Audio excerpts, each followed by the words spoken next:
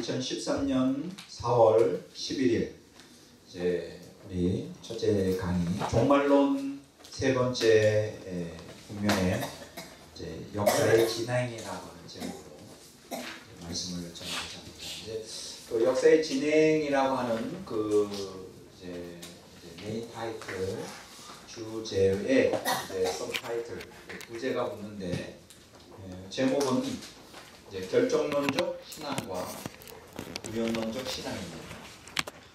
굉장히 아주 중요한 주제가 되겠습니다. 이렇게 부제를 다는 이유는 여러분들이 강의를 듣는 과정 가운데 이렇게 가이드를 받기 위해서입니다. 잠시 기도하겠습니다. 하나님 아버지 감사를 드립니다. 저희를 이렇게 불러주시고 마지막 때 사역자로 택하셔서 바른 복음의 진리에 굳게 서서 마지막 때의 영적 전쟁을 승리로 이끌 수 있도록 도와주시니 감사를 드립니다. 오늘 첫 시간입니다. 마시는 시간까지 함께해 주시고 모든 영광과 존귀와 찬양을 주님 받아 주시옵소서. 감사하며 예수 그리스도 이름으로 기도를 드립니다. 자, 오늘 여러분들 이제 그동안 우리가 역사의 의미라고 하는 제목으로 참 오랫동안 강의를 했습니다. 그 역사의 의미에 있어서 아주 중요한 주제는 그 세속사와 구속사를 비교하여 우리가 함께 공부를 했습니다. 근데 이 구속사에서 가장 중요한 것은 바로 하나님의 소명이죠. 하나님께서 구속사를 시작하고 진행하고 완성하는 데 있어서 인간을 그 구원의 역사에 참여시키는, 그래서 그 참여시키는 그 중요한 요소가 바로 소명입니다. 여러분들에게 말씀드릴 소명에는 4가지 종류가 있다 이렇게 말씀드렸습니다. 또 반복해서 여러분들이 다 외우실 거예요. 외우시라고 반복하는 거예요. 그 구원의로의 소명, 그 다음에 거룩의로의 소명, 사명의로의 소명, 그 다음에 회개의로의 소명. 이렇게 우리가 신구약 성경 전체를 보면 이렇게 크게 이제 4가지로 구분되는데, 사실 거룩과 사명의로의 소명은 사실 구원의 안에 포함됩니다. 그리고 그 거룩과 사명이 이제 진행되는 과정, 영적 수장 가운데 있기 때문에 종종 자주 우리가 옛사람에 이렇게 설복당하는, 그래서 우리가 끊임없이 그럴 때마다 반복적으로 회개하는 그 회개로의 소명이 있다 이렇게 말씀을 드렸습니다. 그래서 지난주까지 이제 하나님의 사명이라는 제목으로 했는데, 이제 오늘은 이제 새로운 국면으로 들어갑니다. 역사의 의미를 지나 역사의 진행이다. 그 어떻게 역사가 진행되는가 하는 것입니다. 물론 여기서 말하는 역사라는 것은 이제 세속사 혹은 구속사를 이렇게 뛰어넘어 하나님의 구속사라고 말해도 되죠. 일반 우리가 역사라는 것은 이제 사실은 뭐 세속사와 구속사가 엄연히 구별되지 않는다 제가 말씀드렸습니다. 그래서 이것은 이제 구속사, 다른 말로 말하면 구속사가 어떻게 진행되는가. 역사의 의미에 있어서도 많은 그 아주 중요한 내용이 있는 것처럼 우리가 구속사의 진행에 있어서도 우리가 공부해야 될 많은 중요한 요소들이 있습니다. 우리는 너무나 단순하게 역사를 생각을 해요. 그래서 역사의 진행에 있어서 이중적인 측면으로 우리가 해석하는 것이 너무나 중요합니다. 한번 따라서 할까요? 결정론적 신앙. 결정론적 신앙. 두 번째, 우연론적 신앙. 우연론적 신앙. 아마 오늘 여러분들이 대부분 그 인류 역사에 있어 대부분 구약 시대도 마찬가지고요, 신약 시대에도 마찬가지고, 구약의 성도들이나 신약의 성도들이나 아니면 이 세속사에 있어서의 모든 그 역사의 진행에 대한 그 이해에 있어서는 대부분 다 결정론적 신앙에 이렇게 치우쳐져 있어요. 결정론적 신앙. 이 결정론적 신앙을 우리는 다른 말로 뭐라고 말하느냐 하면 인과론적 신앙. 인과론적. 이 결정론이라고 하는 것은 인과론적 결정론. 자, 따라서 할까요? 인과론적 결정론. 인과론적 결정론. 여기 인과라고 하는 건 뭐입니까? 원인과 결과가 같이 맞물려 있는 거예요. 그래서 이거 인과론적, 그래서 원인과 결과가 맞물려 있어서 뚜렷하게 결정이라고 하는 그 결과가 우리에게 주어지는 것입니다. 그러니까 인과론적 결정론에서는 분명하게 모든 것이 아주 뚜렷해요. 모든 것이 공식처럼 진행이 됩니다. 이러한 그 인과론적 결정론의 그 절정은 어디서 우리가 발견하느냐? 근대 과학. 그렇죠. 우리가 근대 과학에서 우리가 인과론적 결정론을 이제 발견하게 됩니다. 그런 측면에서는 지금 그 우연론적 신앙이라고 하는, 마치 결정론과 우연론은 상극처럼 보이죠. 왜냐하면 결정론은 뚜렷하게 원인과 결과가 함께 주어져서 뚜렷하게 그것을 우리가 관찰할 수 있는 반면에, 우연론이라는 것은 말 그대로 우연이에요. 예측이 불가능해요. 그래서 결정론은 미래 예측이 가능하고 우연론은 미래 예측이 불가능합니다. 왜 우연? 여러분 예를 들어서 주사위가 있잖아요. 다이스라는 주사위. 여러분 주사위 놀이 알죠? 네. 던질 때 그게 1에서 6번까지 나오는데 그게 몇 번이 나올지를 예측하는 게 불가능하죠. 그건 아무도 예측 못합니다. 1이 나올지 5가 나올지. 정말 말 그대로 우연에 의해서 진행이 되는 거예요. 그래서 이제 이 우연론에서는 주로 이제 뭐를 다루냐면 확률이라는 걸 다루죠. 확률이라고 하는 거는 어떤 그 결정론으로 할 수 없는 것을 미래를 어떻게든 예측해 보고자 안간 힘을 쓰는 그런 가운데서 이제 나타나는 게 확률이라는 거예요. 근데 확률도 사실은 100% 맞지 않습니다. 자, 그래서 오늘 그 인류 역사와 함께 이 결정론 혹은 인과론적 결정론이라고 하는 것이 이제 모든 인간 역사 속에 근간을 이루고 있어요. 지금까지. 앞으로도 그럴 거예요. 그런데 우연론이라고 하는 것은 사실은 굉장히 막연한 거잖아요. 인간들은 그 이성과 논리를 갖고 있기 때문에 확실한 것을 좋아합니다. 그런데 오늘부터 우리가 강의를 하는데, 인류 역사든 그 자연과학의 법칙이든 자연과학이든 인류 역사든 혹은 인생이든 혹은 더 나아가서 신앙이든 그 두 가지 측면을 갖고 있다는 거예요. 동전이 양면처럼. 하나는 뭐냐? 결정론과 우연론입니다. 이제 앞으로 저는 이 문제를 가지고 깊이 한번 다뤄보려고 합니다. 왜 그러면 오늘 우리가 이 역사의 진행에서 결정론과 우연론의 그 양면성을 이해하는 게 중요하냐? 왜냐하면 이것은 그 인류 역사를 해석하는 데 있어서 중요하고, 과학의 그러한 이론들을 우리가 해석하는 데서도 아주 중요하고, 특히 더더구나 우리의 신앙을 우리가 규정하고 신앙생활하는 우리들에게 있어서 이 신앙의 양면성, 다른 말로 말하면 결정론이라고 하는 것과 우연론이 지금 우리 신앙의 양면성을 형성하고 있다는 이 엄중한 이 사실을 이해 못하면 우리가 성경적 신앙에 도달하는 것이 불가능합니다. 자꾸만 그 구약시대의 성도들도 그렇고 신약시대의 성도들도 그렇고 이제 오늘날 이르기까지 자꾸만 그 결정론적 신앙에만 안주하여 성경을 해석하고 그렇게 가르치고 설교하다 보니까 굉장히 그 성경적 신앙에서 벗어난 잘못된, 그리고 우리에게 궁극적으로 성화나 유익으로 가져줄 수 없는 그 잘못된 신앙으로 이렇게 호도되는 경우가 너무나 많습니다. 제가 무슨 얘기인지는 이제 여러분들 첫 시간에는 잘 이해가 안 될 수도 있어요. 강의를 계속 들어보면 제가 무슨 얘기하는지 뚜렷이 알고, 오늘 우리는 결정론과 우연론이라고 하는 그 양쪽 그것이 하나님이 구속사를 진행하는 그 양날 가진 그 칼과 같이 양면을 갖고 있다.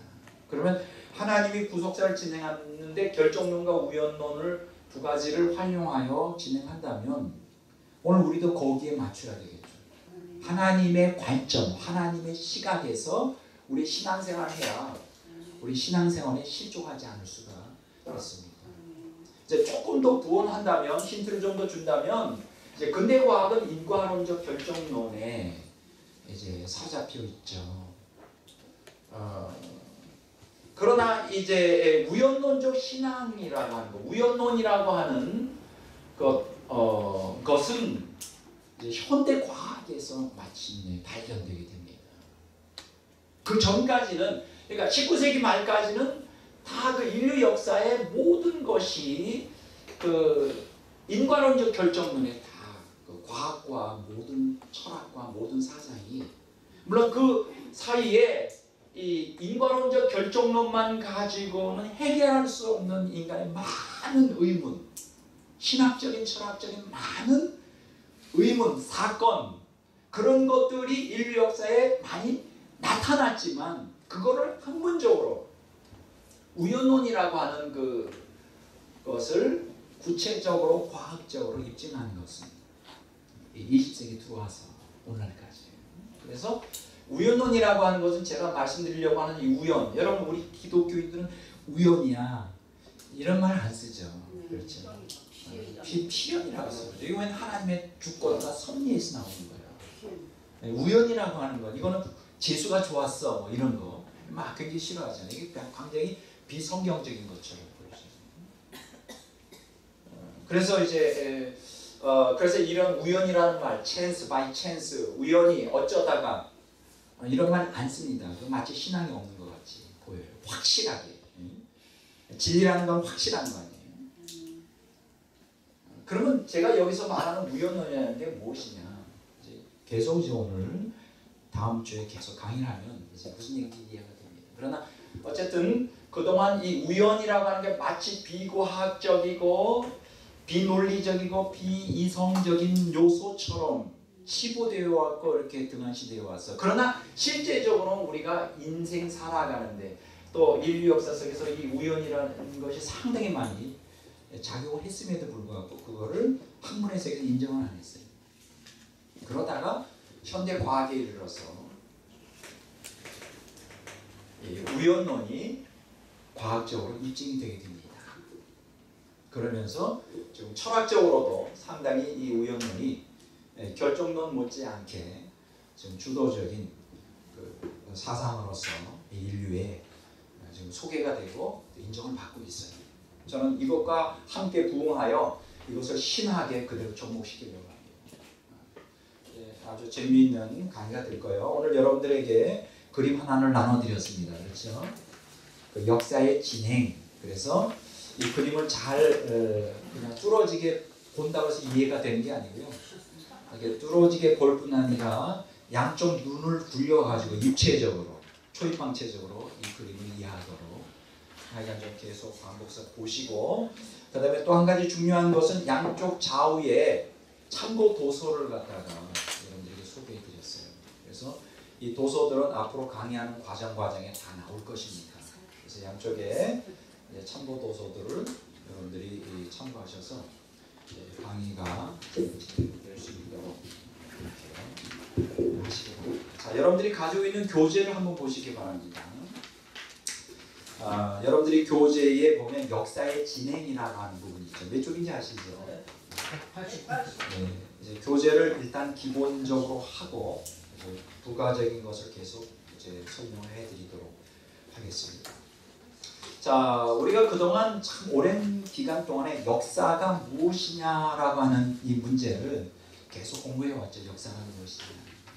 충분히 어느 정도 충분히 이해가 되셨을 줄로 압니다.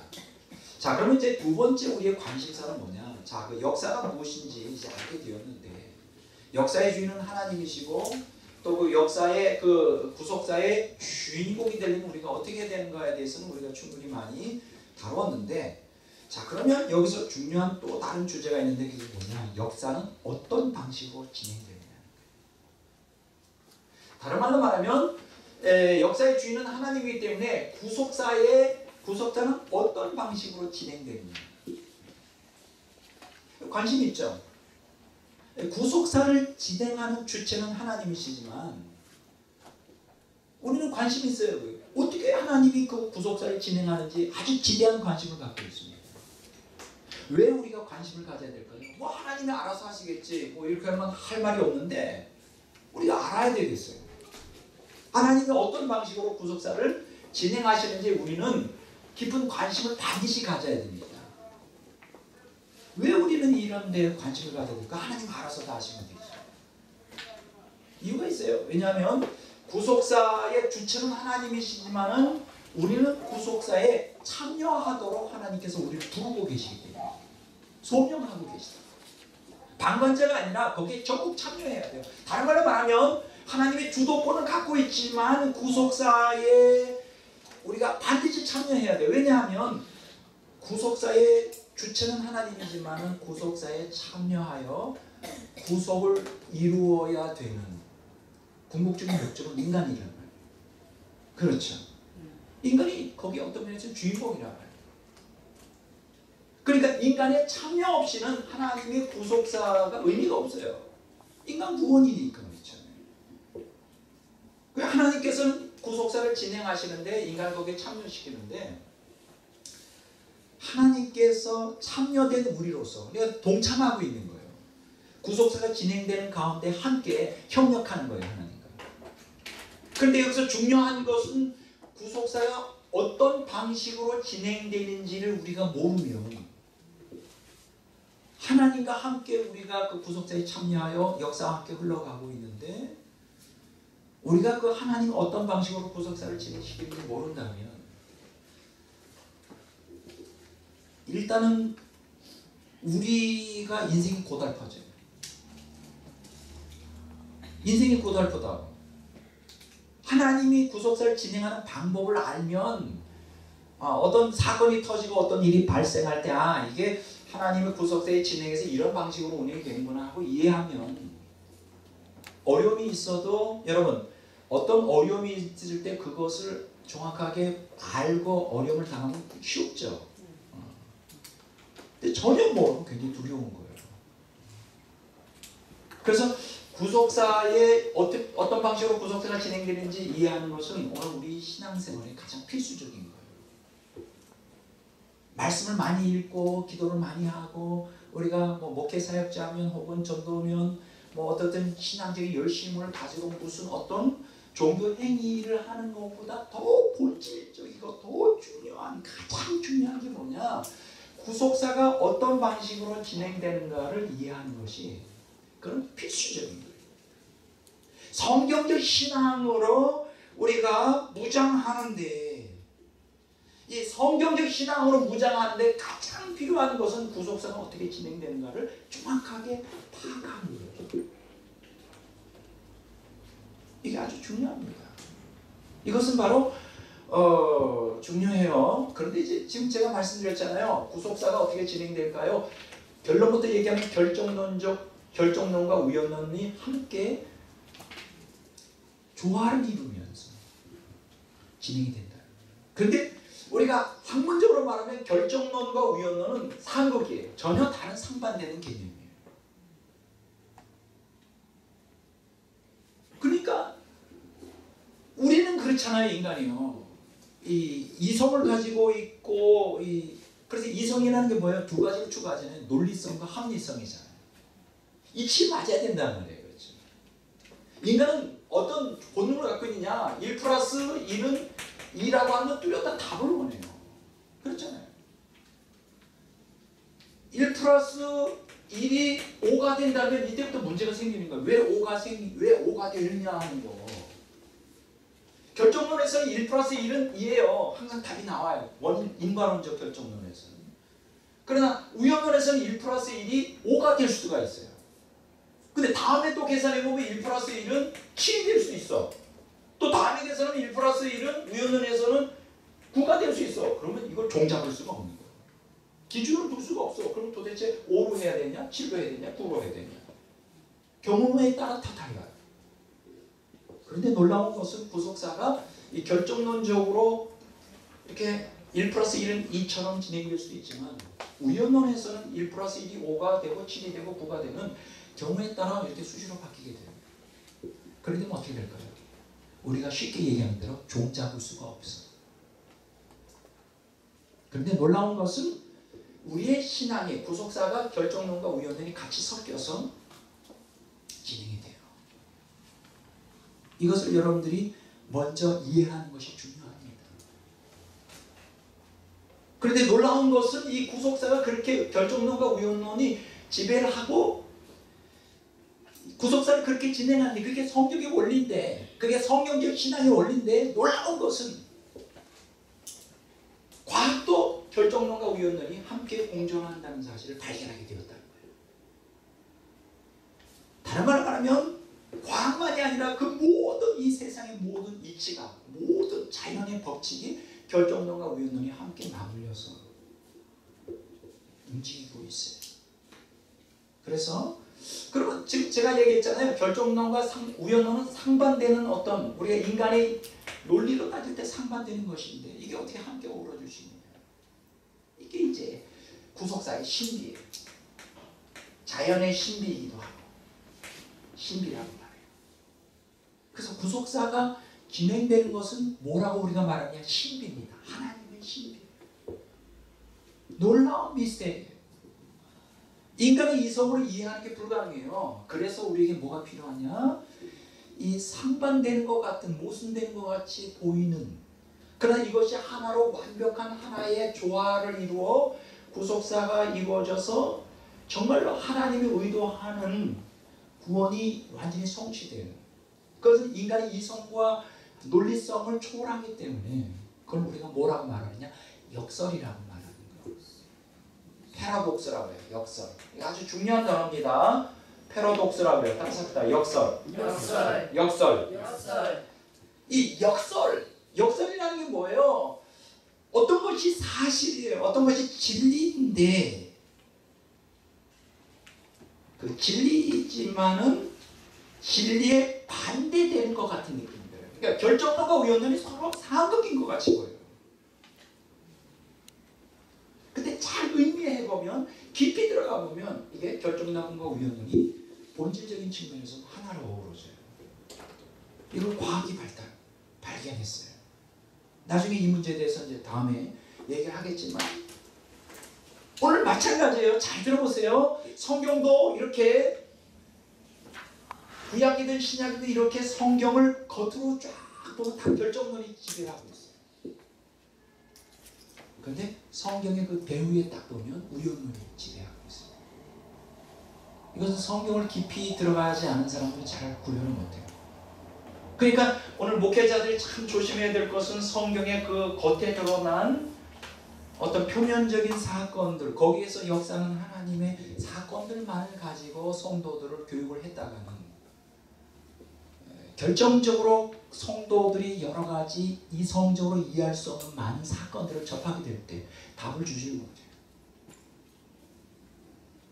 그래서 오늘 목회자들은 필연적으로 결정론과 우연론의 두 가지 양면성을 신앙이 갖고 있고 또 성경이 그렇게 기록이 되어 있고 과학 역시 그러한 것을 발견했다는 사실을 인지하고 이제 여러분들이 결정론적 신앙과 우연론적 신앙이라고 하는 구속사의 진행의 양대면을 정확하게 분석하고 이해하는 것이 너무나 필요합니다.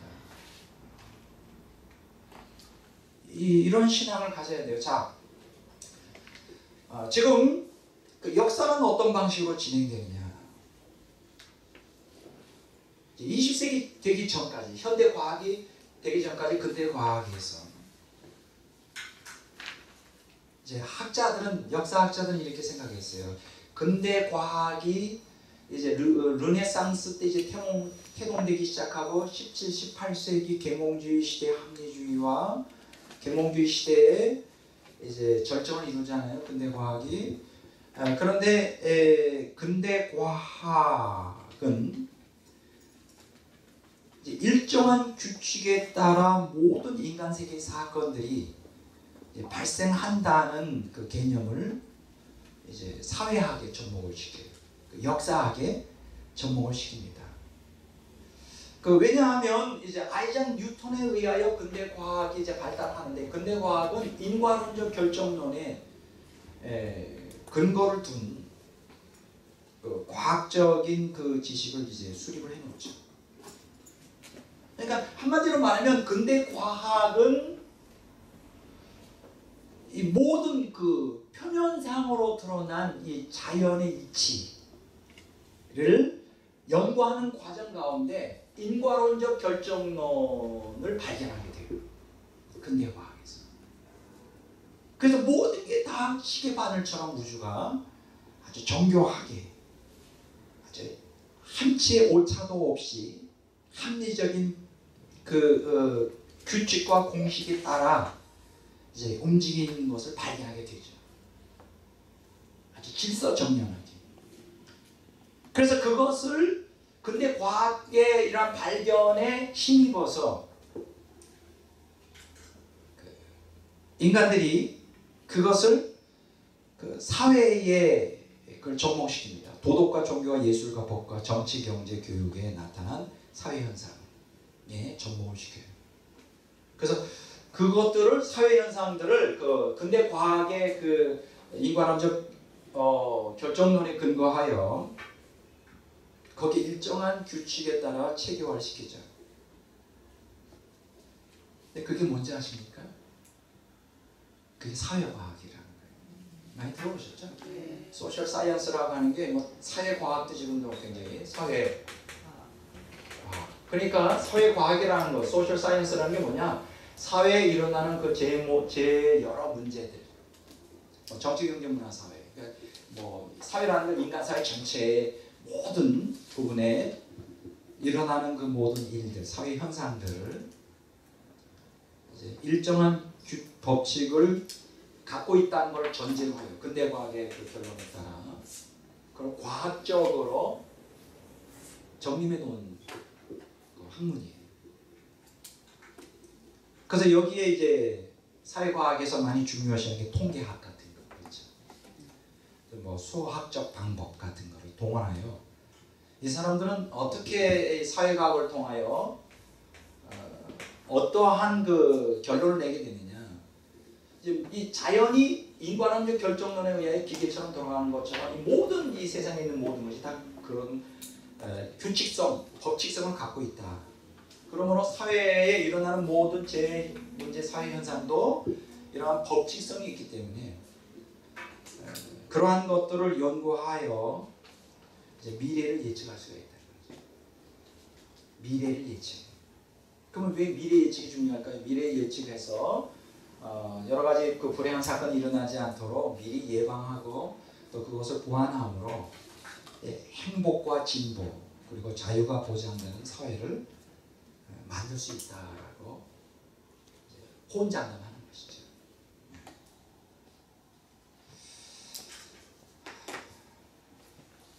호언장담해요. 어떻게 생각하세요? 그것이 이제 20세기 전에 근대 과학이 발달하는 것과 더불어 사회 과학이 그동안 주장해 왔던 일이에요. 통계학과 수학을 통하여 과학적인 방법을 통하여 사회의 모든 그 문제들을 해결할 수 있고 미래가 앞으로 어떻게 진행되는지 예측할 수 있다는 거예요. 과거의 통계를 다 연구해서 그 미래를 예측해서 더 행복하고 발전되고 진보된 자유가 보장되는 사회를 만들 수 있다. 그렇게 이제 얘기를 하는 것이죠. 과연 그럴까요? 미래의 역사를 예측하는 게 가능할까요? 근데 그게 가능하지 않다는 것이 지금 20세기 현대과학에 들어오면서 그게 자꾸만 이제 우연론이 주도적인 사회과학의 이 사상이 접목이 되면서 결정론적 사회과학에 대한 근거가 무너져 내리고 있습니다. 예측이 불가능하다. 그러면 오늘 이 시간에 왜 예측이 불가능할까요? 왜 미래가 예측이 불가능할까요? 물론 근대 과학에 근거하여 이 인과론적 결정론이 지배하고 있는 그러한 자연 법칙이 있잖아요. 그것들은 예측이 가능하죠. 가능한데 왜 사회과학에서 인간 사회의 미래를 예측하는 게 불가능할까요? 인간은 기계가 아니란 말이죠. 인간은 기계가 아니에요. 역사는 그 인간과 인간의 만남 속에서 형성되기 때문에 인간은 그것은 물질적인 어떤 그 세계가 아니란 말이죠. 겉으로 드러난. 그래서 자유의지를 지닌 인간 활동의 기록이란 말이에요. 역사는. 그래서 인간은 자유의지를 지니고 있어요. 그 얘기는 뭐냐? 자유의지를 지니고 있다는 것은 인간이 앞으로 미래에 어느 방향으로 튈지, 환경에 따라 어느 방향으로 튈지 예측이 안 됩니다. 여러분 인생도 마찬가지죠. 여러분 다 10대 때 꿈을 갖고 있었어요. 뭐 20대 때 꿈을 갖고 있어요. 나는 앞으로 이런 삶을 살겠다. 이렇게 사라지던가요? 아니요. 아니죠. 아닙니다. 왜 아닐까요? 살아가는 과정에서 많은 그 내가 예측 불가능한 환경 속에서 나의 미래에 대한 꿈도 내 계획도 자꾸만 좌절되거나 이렇게 변경을 할 수밖에 없는 상황. 그래서 그 10대, 20대 사람들은 아주 자신만만한 사람들이 많아요. 마치 인생을 자기 마음대로 할 수 있는 것처럼. 이제 그런 사람일수록 50 넘어가고 60 되면 이제 기가 확 죽어서 겸손해지죠. 깨닫습니다. 아, 인생이 내 마음대로 안 되는구나. 예측 불가능해요. 환경에 따라 어디로 튈지 모르는 거예요. 나 자신은 자유의지를 갖고 있지만. 자, 그래서 여기서 우리가 깨닫게 되는 것은 뭐냐? 왜 역사는 미래를 예측하는 것이 불가능하냐? 뭐냐면 역사는 자유의지를 지닌 인간이 역사의 주도적인 존재이기 때문에. 자, 그러면 그래서 미래의 역사를 사실 예측하는 게 굉장히 어렵습니다. 불가능하다고 말하죠. 어떻게 될지 몰라요, 사실. 근데 특히 이 역사를 이제 세속사도 마찬가지지만은 구속사적인 측면에서 볼 때는 더 복잡해져요. 어떻게 되느냐? 구속사는 세 가지 요소가 같이 맞물려서 구속사가 진행이 되죠. 하나님, 인간, 또 하나는 마귀. 자, 하나님과 인간과 마귀가 같이 거기에 맞물려서 구속사가 진행돼요. 그런데 여기서 그 하나님과 인간과 마귀가 여기 이 그림을 보면 마치 동등한 것처럼 보이지만 그렇지 않아요. 하나님은 절대의지를 갖고 있어요. 절대의지. 인간은 상대적 의지. 절대적 의지, 상대적, 인간은 상대적 의지. 마귀도 상대적 의지. 여기서 절대적 의지라는 게 뭐냐? 하나님은 전지전능하신 분이세요. 모든 걸 다 알고 계시고 과거, 현재, 미래. 그리고 그 창조주시죠. 주도권을 다 쥐고 있는 거예요. 그러나 인간은 제한적이죠. 인간이 가지고 있는 의지는 미래를 알 수도 없고 제한적이에요. 능력도 부족하고 마귀도 역시 마찬가지입니다. 그러나 어쨌든 구속사가 진행되어 있었는 데서는 하나님과 인간과 마귀의 그 의지가 이제 같이 맞물려서 진행이 되는데 여기서 이 구속사가 진행되는 데 있어서 가장 그 절대적인 힘, 주도적인 힘을 갖고 있는 분이 누굴까요? 하나님일까? 인간일까? 마귀일까? 하나님. 하나님께서 뜻을 두시면 불가능이 없죠. 자, 한번 보겠습니다. 역대하서 20장 6절 한번 보겠습니다.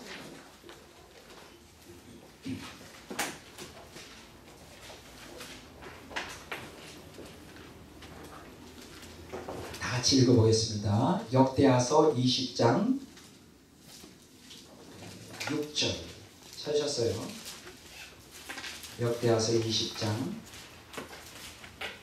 6절 다 같이 읽어보겠습니다. 이르되 우리 조상들의 하나님 여호와여 주는 하늘에서 하나님이 아시는 이시나이까 이방 사람들의 모든 나라를 다스리지 아니하시나이까 주의 손에 권세와 능력이 있사오니 능히 주와 맞설 사람이 없나이까.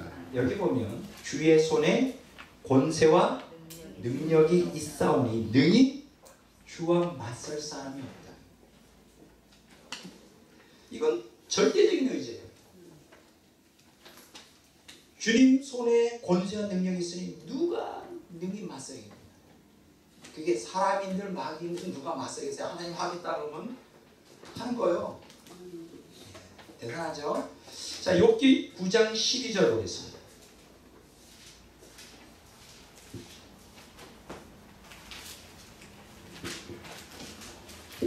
자, 다 같이 읽어보겠습니다. 욥기 9장 12절.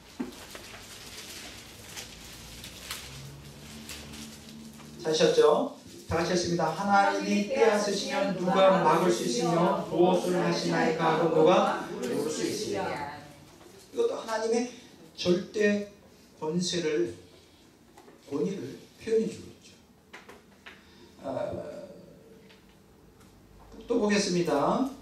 자, 이사야서 14장 27절 보겠습니다.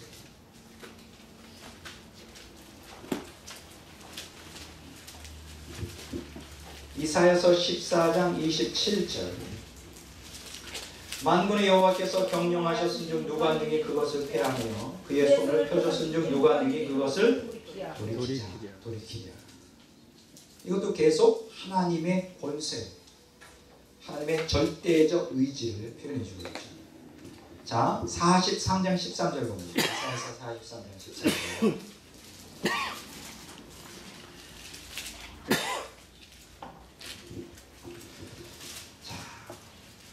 다같이 읽겠습니다. 과연 태초로부터 나는 그 일이 내 손에서 건질 자가 없도다. 내가 행하리니 누가 막으리니. 내가 행하리니 누가 막으리니. 하나님이 행하고자 하면 막을 자가 없어요.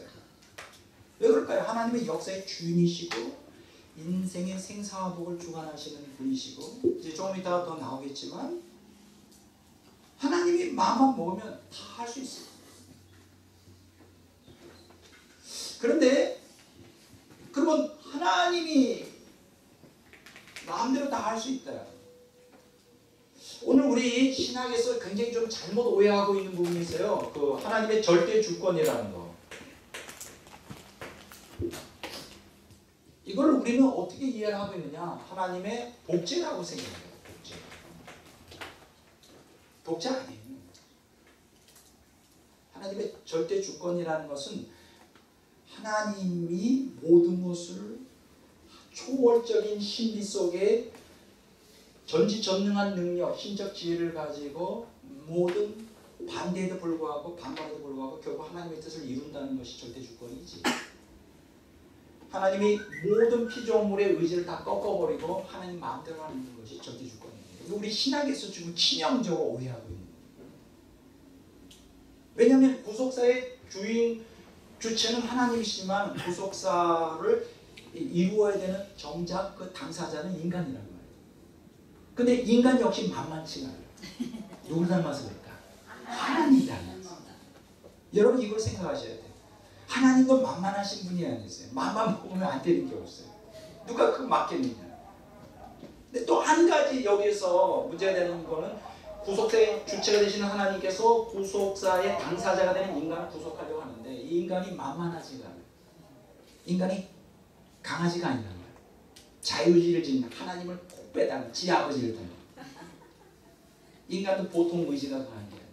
자유의지. 인간은 그래서 두 가지 있어요. 하나님 구속사에 작용을 할 수 있어요. 작용은 뭐예요? 하나님의 뜻에 철저히 순종하고 복종하는 거예요. 그래서 순응하는 거예요. 반작용은 뭐예요? 마귀의 영향을 받아가지고 하나님께 반역하는 거예요. 거부하는 거예요. 불순종하는 거예요. 불순종하면 하나님도 어떻게 할 수가 없어요. 하나님은 모든 사람들을 천국으로 데려가기를 원하지만 기어코 천국 가기를 원하지 않는 사람은 어떻게 할 수가 없어요. 이런 문제들을 우리가 적나라하게 보는 게 어디냐? 시편 78편에 보면 아주 많이 나와 있죠. 한번 좀 잠깐 보겠습니다.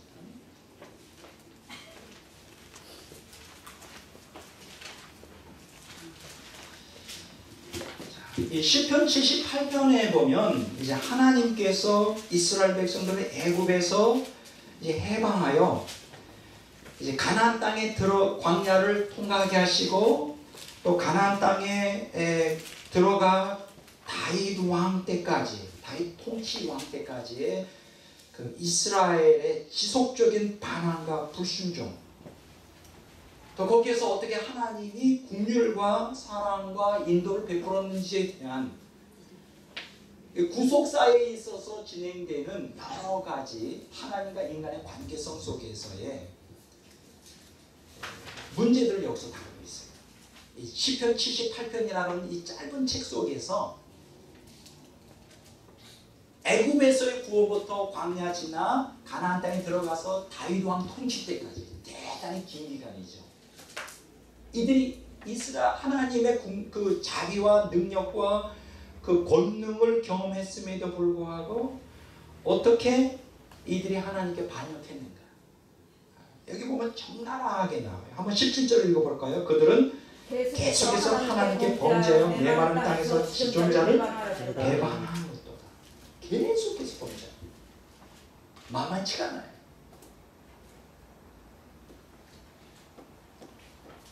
그들이 그 불만 불평할 때마다 그들에게 필요한 요구를 채워주시고 계속 보호하시고 인도하시지만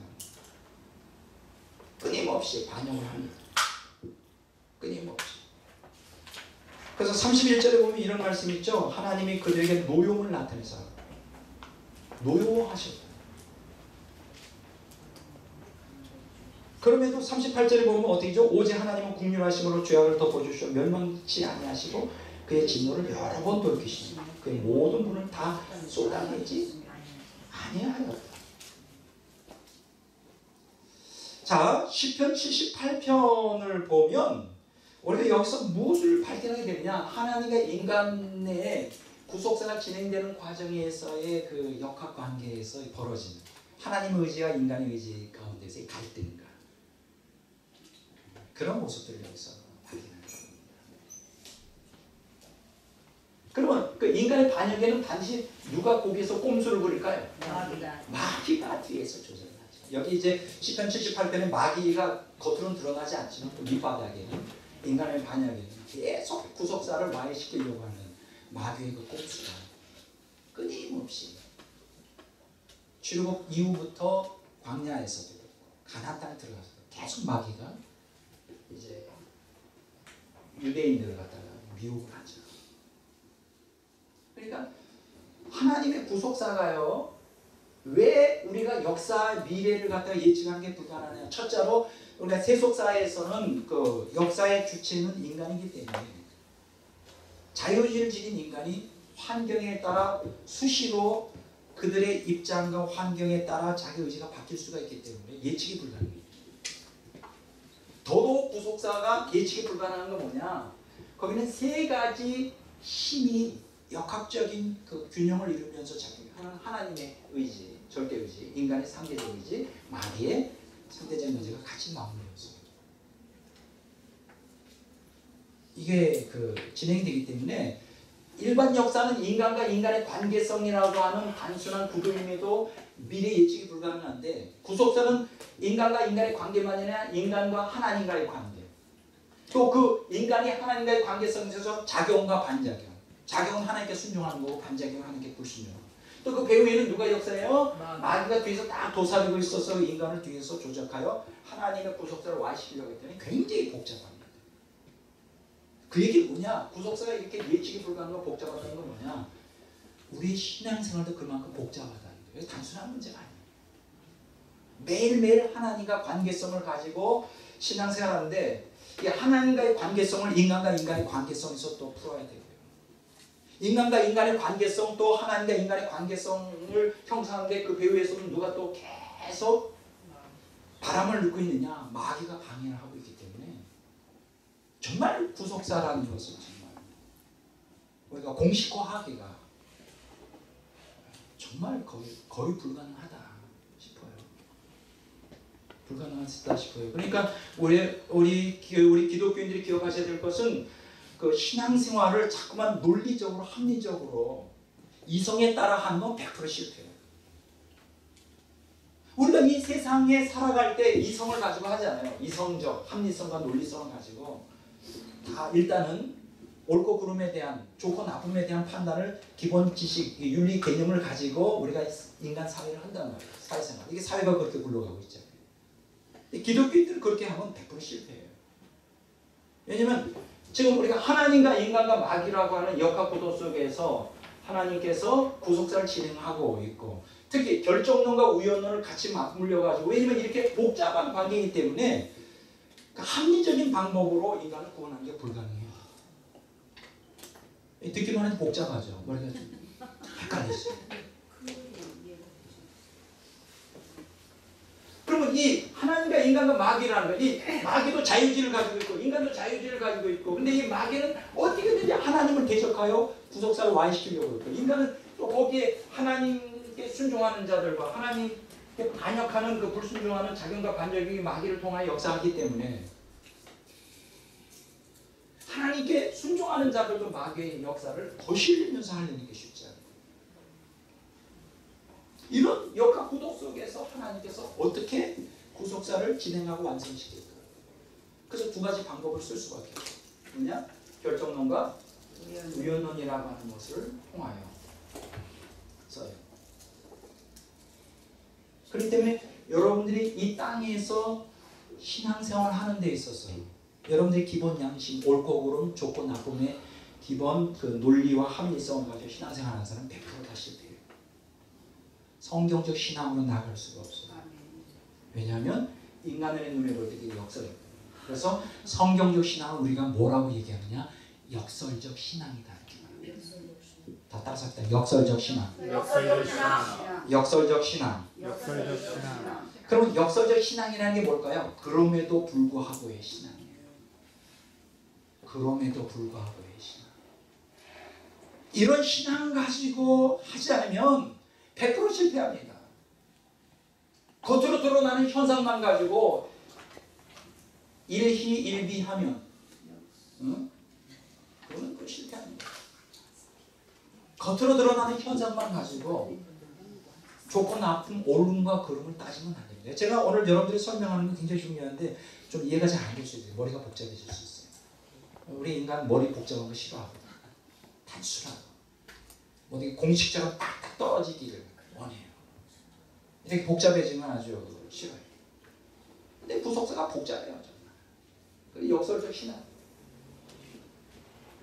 자, 한번 볼까요? 그래서 저가 이렇게 복잡하게 지금 설명하는 거를 복잡하게 기록해 놓은 성경이 있어요. 그게 어디냐? 전도서 7장이에요.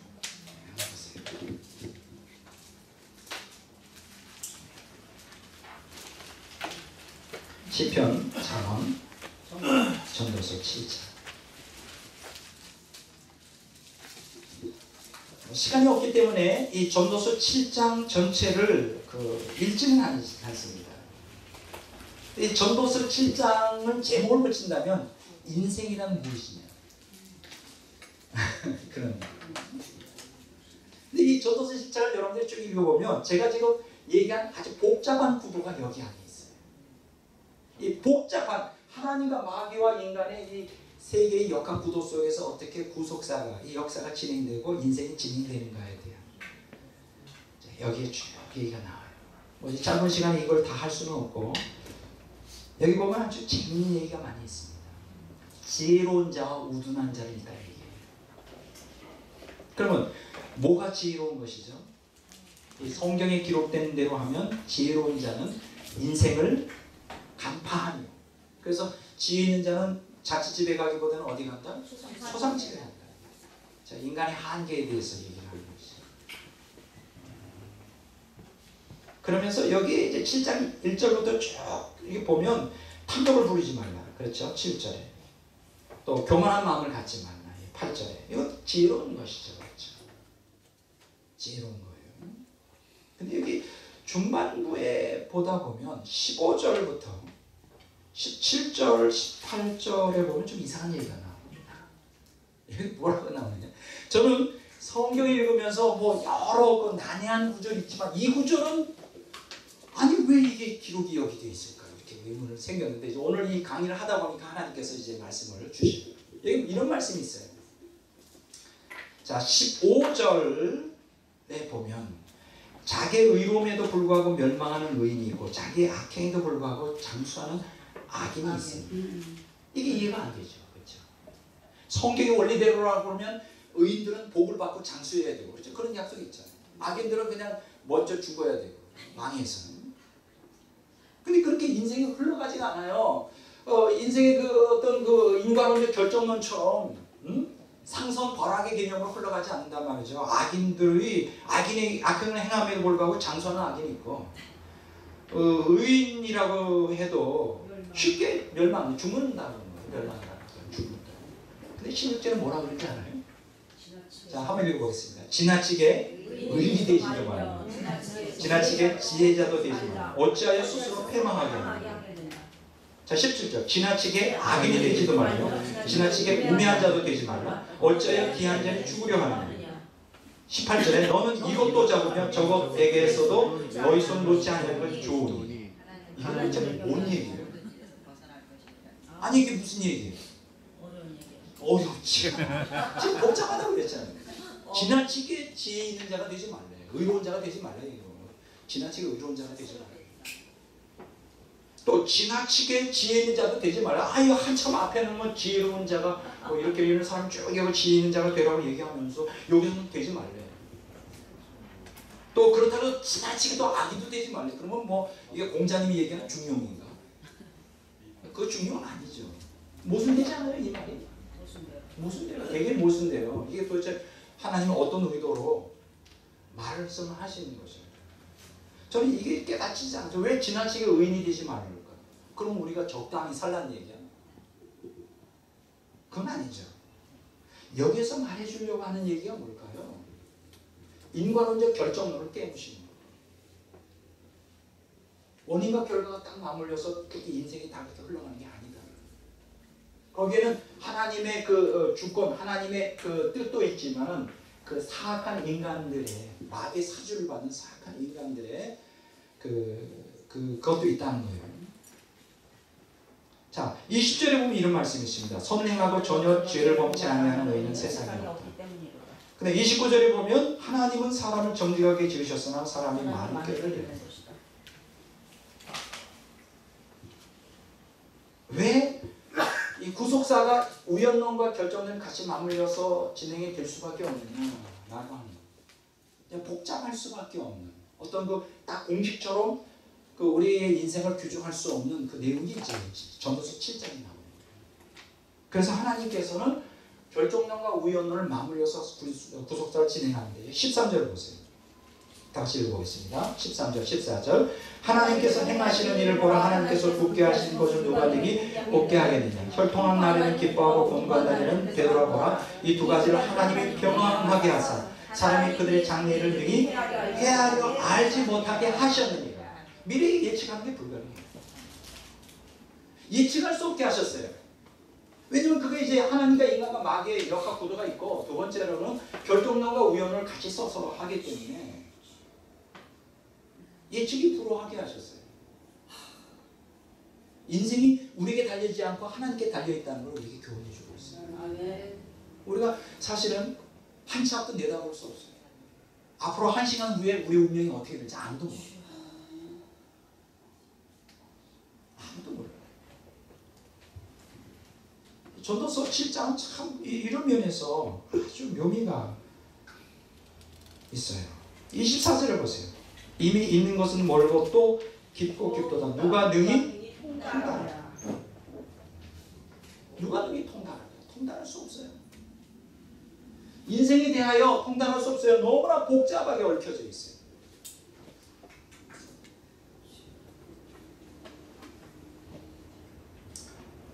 그러면 이러한 복잡하게 실타래처럼 얽혀져 있는 이 상황 가운데서 한 가지 우리가 택할 수 있는 건 뭐냐? 딱 한 가지가 있어요. 그게 뭔지 아십니까? 18절 후반부에 하나님을 경외하는 자는 이 모든 일에서 벗어날 것이다. 우리가 선택해야 되는 것은 한 가지밖에 없어요. 내 머리를 근거로 내 양심을 근거로 논리와 합리성을 따라 신앙생활해서는 안 돼요. 하나님을 온전히 경외하는 삶이죠.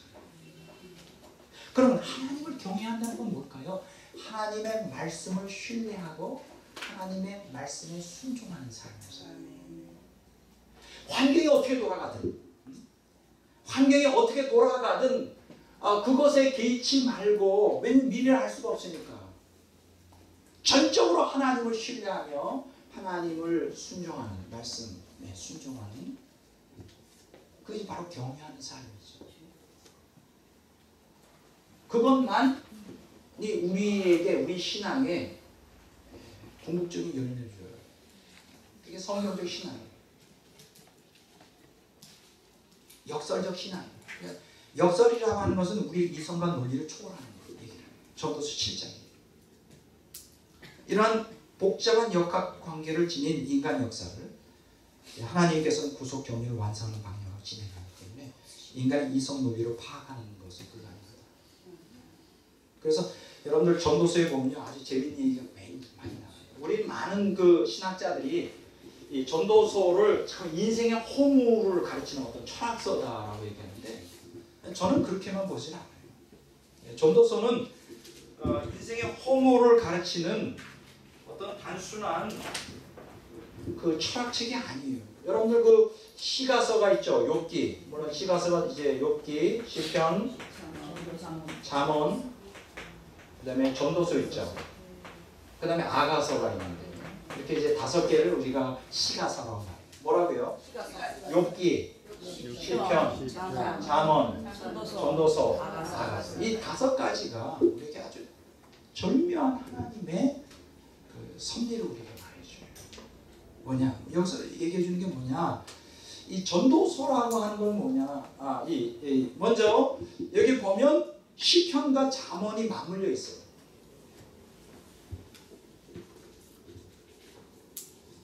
특히 잠언에서는 뭐가 지혜냐에 대해서 굉장히 얘기를 해요. 그래서 여러분들이 잠언을 쭉 보면 지혜자와 어리석은 자가 딱 쌍벽을 이루면서, 지혜자는 이렇다, 어리석은 자는 이렇다, 지혜자는 이렇다, 어리석은 자는 이렇다, 계속 얘기하고 있습니다. 여기서 말하는 지혜는 뭐예요? 신적 지혜죠. 성경적 신앙으로 인도하는 신적 지혜. 그렇죠?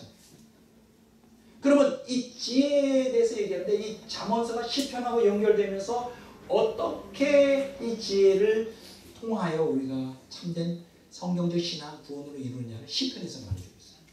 시편에서 뭘 얘기했냐? 이 말씀에 순종하는 거예요.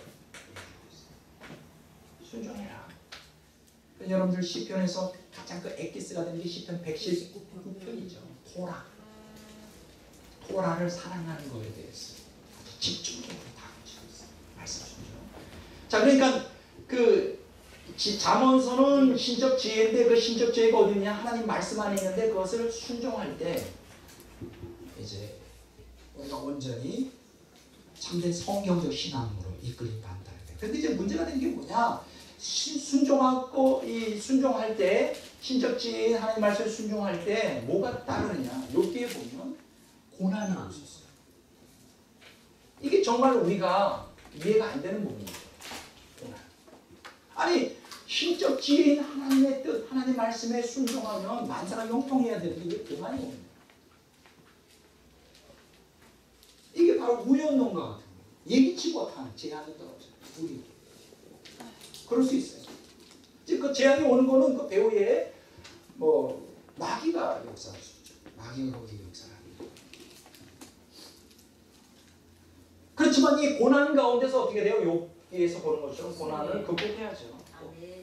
고난이 옴에도 믿음을 잃지 말아야죠. 인내해야죠. 그래서 이 고난과 인내를 가르치죠. 그래서 성경의 신약성이 뭡니까? 욥의 인내를 너희가 알거니와. 인내. 한 가지 방법밖에 없습니다. 여러분, 우리가 신앙생활할 때 결정론과 우연론, 결정론이라는 게 뭐예요? 다 공식적으로 나와 있어요. 그런데 우연론이라는 게 뭐예요? 알 수가 없어요. 어떻게 돌아가는지 알 수가 없어. 우연론, 결정론이 있을 때는 우리가 믿음을 가지고, 그렇죠. 믿음을 가지고 확신 가운데 거하면 돼요. 그게 이루어집니다. 이 조지 뮬러가 5만 번 기도했다. 그 응답받았다. 그건 어디에 속할까요? 결정론에 속합니다. 기도했더니 응답받는 거예요. 근데 우리의 신앙생활이 기도해서 받는 응답 받는 것을 비교되지 않는 게 너무 많아요. 이게 좀 이따 자꾸 얘기한다고 하는데 뒤에 나와요. 왜 이렇게 복잡한가? 불러도 대답 없는 이름이면 내가 부르면 죽을 수밖에 없는 그런 경우가 이 우연론에 속해요. 나중에 얘기하는 침묵, 하나님의 침묵, 님의 침묵. 그럴 때는 우연론이 우리 삶을 작용할 때는 한 가지 방법밖에 없어요. 인내해야 돼요. 한 가지 방법이에요. 인내해야 돼요. 그냥 믿음으로 그 자리를 지키면서 인내하는 거예요. 근데 많은 분들이 인내 못해. 뒤집어져. 견디지를 못해. 자살? 자살도 하죠. 인내 못해. 요걸 통해서 우리가 배울 수 있는 가장 중요한 게 뭐냐? 고난에서 인내했다는 믿음을 지켰다는 거예요. 뭐냐? 신적 지혜의 말씀에 하나님 말씀에 순종할 때 그것이 결국 우리에게 궁극적인 구원을 가져들이려는 믿음. 그것에 역행하는, 그것에 마치 반대하는 환경이 주어진다 할지라도 그 역설이잖아요. 패러독스, 역설. 겉으로는 모순처럼 보여요. 겉으로는 모순처럼 보여요. 그럴 때 우리에게 필요한 게 뭐냐? 인내예요. 하나님의 신실하심을 믿고.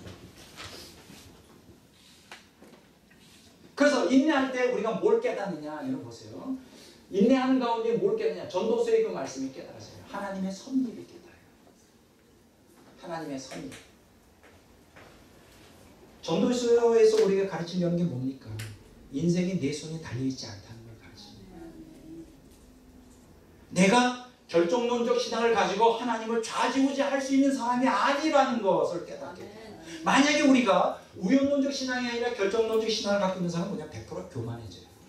내가 이렇게 기도했더니 하나님이 이렇게 응답했다. 내가 이렇게 바쳤더니 하나님이 이렇게 복 주셨더라. 자기가 하나님 노릇하는 거예요. 인생이 자기 마음대로 하는 거예요.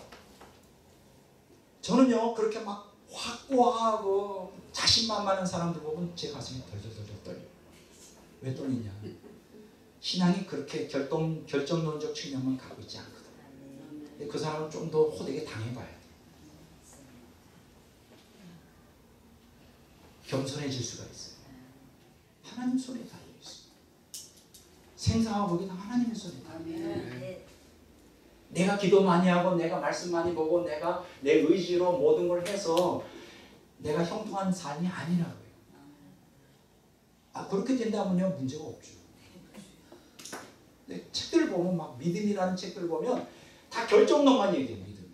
간증하는 사람들 보면 다 결정론만 얘기해요. 아닙니다. 간증에서 나타나는 결정론적 신앙은 우리 신앙의 빙산의 일각밖에 안 돼요.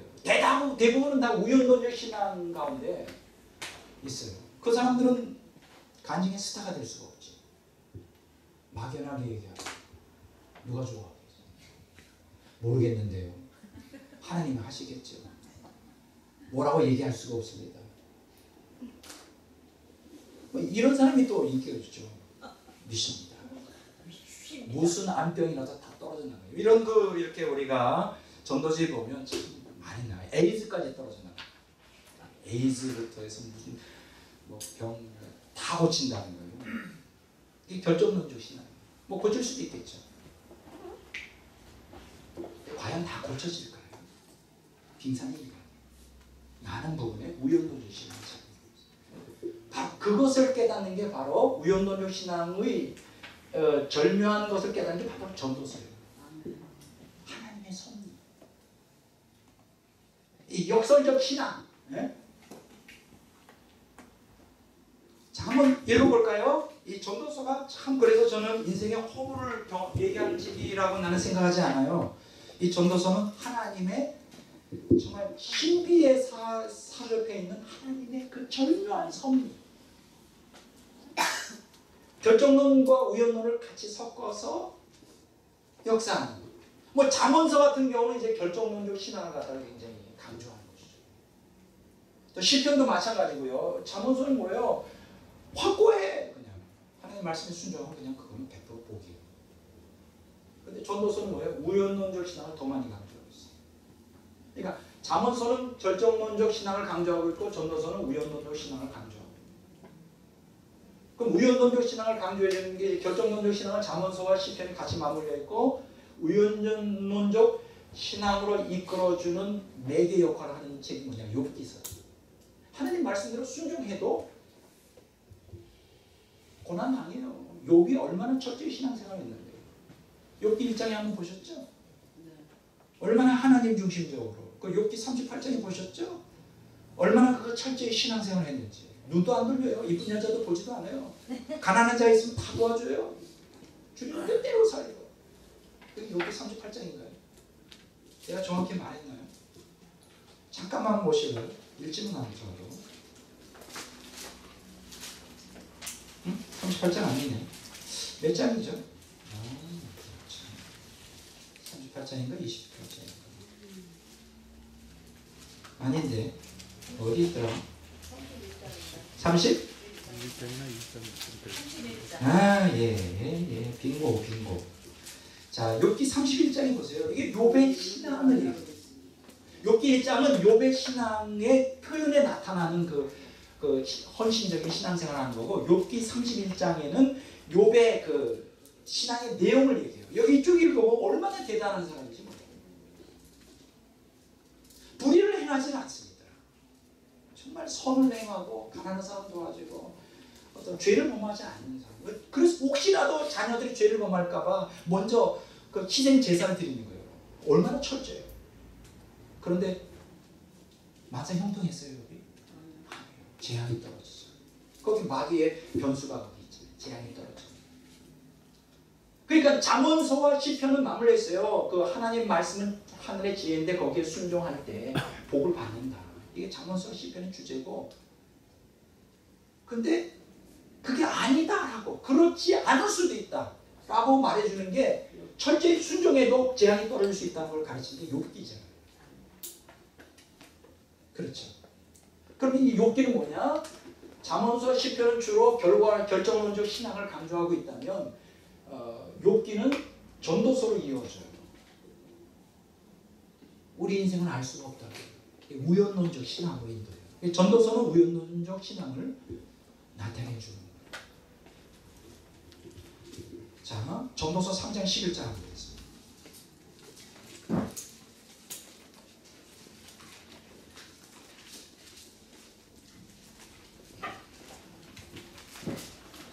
자, 다 같이 읽어보겠습니다.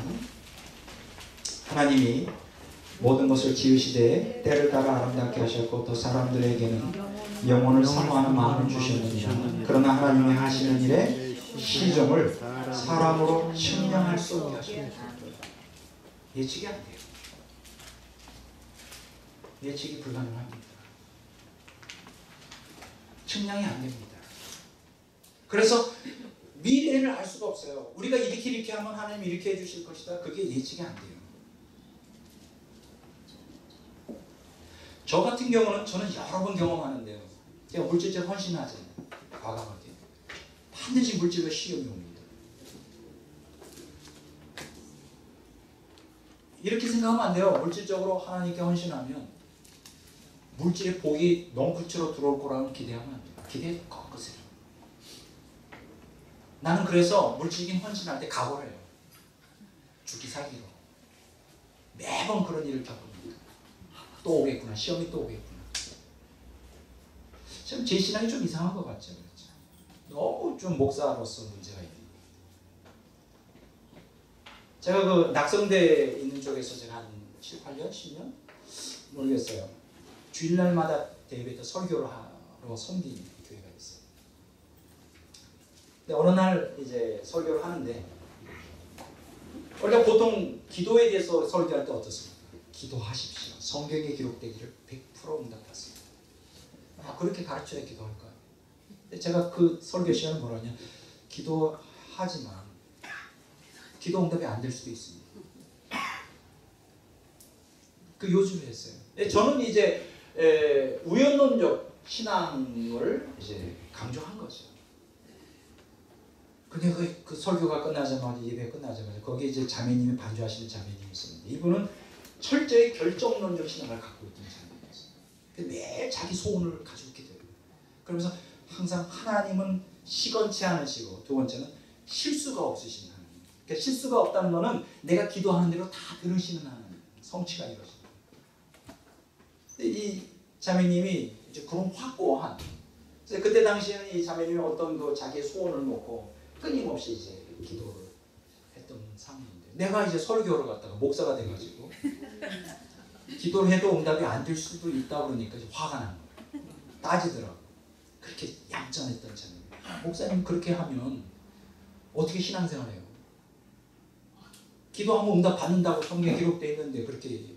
그래서 제가 갑자기 믿음 있는 목사에서 믿음 없는 목사, 그 순간에 전락해요. 천하.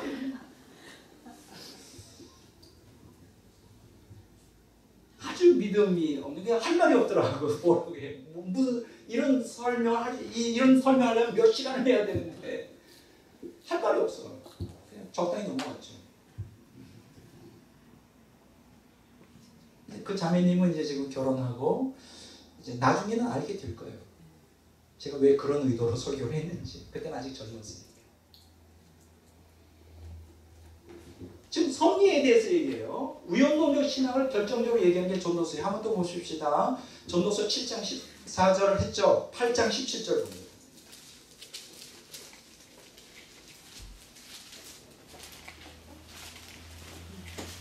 전도서 8장 17절 읽어보겠습니다. 또 내가 하나님의 모든 행사를 살펴보니 해 아래서 행하여지는 일을 사람이 능히 알아낼 수 없도다. 사람이 아무리 해서 알아보려고 할지라도 능히 알지 못하나니 비록 지혜자가 안으로 할지라도 능히 알아내지 못하리라. 모르겠다는 거예요. 하나님이 하시는 일. 전도서 11장 5절을 봅니다.